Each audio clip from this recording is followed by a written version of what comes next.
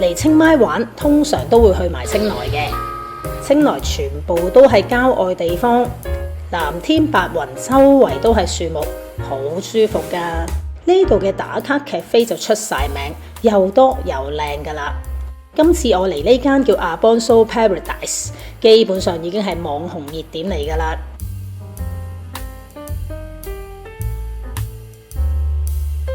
一落車見到呢個景，真係哇咗一聲噶。而佢嘅咖啡亦都真係非常之特別嘅，一陣慢慢同大家介紹下。呢度係咪真係可以叫雲上的咖啡呢？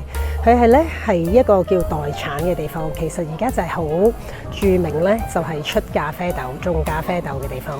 而佢哋山上邊咧就係一間咁靚嘅咖啡，就喺山頂嘅側邊。哇！你睇下我企呢個位，好驚險㗎，難怪呢度咧已經做咗近年嘅打卡熱點。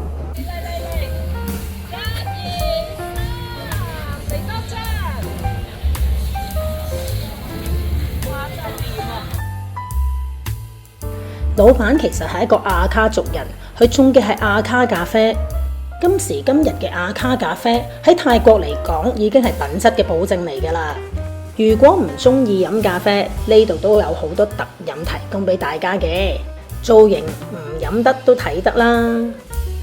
仲有阿卡食物提供添，都係泰北菜嘅一種啦。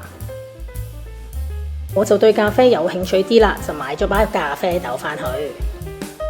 哇！連啲甜品都好精美啊！杯 cappuccino 個拉花仲要好靚添啊！食完嘢梗係四周圍打卡啦，景觀咁開揚嘅觀景台，加上今日咁好嘅天氣，啲相點影都靚啦。好超啊！呢度近年仲發展埋民宿，喺泰北成日見到嗰啲波波帳幕呢。我諗住喺度睇日出都真係幾超㗎。聽聞佢房間數目並唔多，要 book 就要趁早啦。Albonso Paradise 就係咖啡嘅名啦，而 Albonso 其實係佢哋自家咖啡品牌嘅名嚟嘅，係由山區阿卡族人阿 Pat 開設嘅。阿 Pat 可以話係山區咖啡界嘅傳奇人物嚟㗎。佢種咖啡種到日本人都睇上佢哋，幫佢哋開設品牌。眼前呢部炒豆機都大有來頭㗎，要成160萬泰銖先買到。老闆阿 Pat 而家就示範俾我哋睇炒豆機係點樣用嘅。當年阿 Pat 嘅族人啊一齊夾錢俾佢買呢部機，Albonso先有今時今日。另一邊廂，佢嘅族人亦都因為Albonso，亦都個個有工做。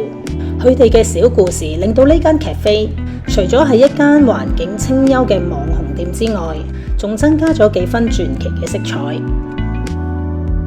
喺清邁同埋清萊打卡咖啡真係無千無萬間啊！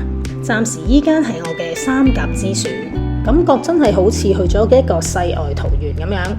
再加埋佢嘅咖啡故事，成件事嘅感覺好充實咯〜